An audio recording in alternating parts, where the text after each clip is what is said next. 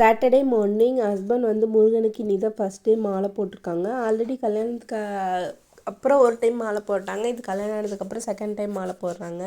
இன்றைக்கி அவருக்கு வந்து சிம்பிளாக கேட்டிருந்தாங்கல்ல, குழம்பு அந்த மாதிரிலாம் வைக்காமல் வெறும் ரசம் பொரியல் மட்டும் வச்சு கொடுங்க அப்படின்னு சொல்லியிருந்தாருங்காட்டியும் நான் ஃபஸ்ட்டு ஃப்ரெஷ்ஷப் ஆகிட்டதுக்கப்புறம் தான் 5:30 தான் கிச்சனுக்குள்ளேயே வந்தேன். வந்து ஃபஸ்ட்டு சாப்பாடு வச்சுட்டு அதுக்கப்புறம் பீட்ரூட் பொரியல் தான் செய்யலான்னு சொல்லிட்டு அதுக்காக ரெடி பண்ணியிருந்தேன். ரசம் நான் எப்படி வைப்பேன் அப்படின்னு சொல்லிட்டு சிம்பிளாக அவங்க கூட ஷேர் பண்ணிக்கிறேன். சீரகம் மிளகு ஆட் பண்ணிக்கோங்க, மிளகு கொஞ்சம் அதிகமாக ஆட் பண்ணிக்கோங்க. ஏன்னா இப்போ டெய்லி தலை குளிப்போம்ல, சளி பிடிக்க சான்ஸ் அதிகமாக இருக்குது.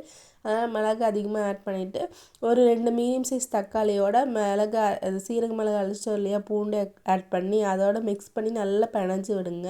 தனி இன்னொன்றில் ஒரு நெல்லிக்காய் சைஸ் புளி எடுத்து நல்லா கரைச்சி அதோட ஆட் பண்ணிட்டு தண்ணி அட்ஜஸ்ட் பண்ணி ஊற்றுனதுக்கப்புறம் கொஞ்சம் மஞ்சத்தூள் உப்பு ஆட் பண்ணி நல்லா கலக்கி வச்சு சிம்மில் வச்சு கொதிக்க வரதுக்கு முன்னாடி நீங்கள் தாளித்து, அதாவது எப்பயும் போல் கடுகு கருவேப்பிலை வரமிளகா போட்டு தாளித்து கொட்டினீங்க அப்படின்னா ரசம் சூப்பராக கமகமன்னு ரெடி ஆயிரும். இதெல்லாம் பண்ணி முடிக்கவே பட்டு வந்துச்சிட்டாங்க. அவங்களுக்கு பால் ஆற்றி கொடுத்துட்டு ஹஸ்பண்டுக்கு லஞ்ச் எல்லாம் போட்டு கொடுத்ததுக்கப்புறம் நான் டீ வச்சு கொடுத்ததுக்கப்புறம் தான் அப்பா அப்படி. சப்ஸ்கிரைப் பண்ணிக்கோங்க. பை.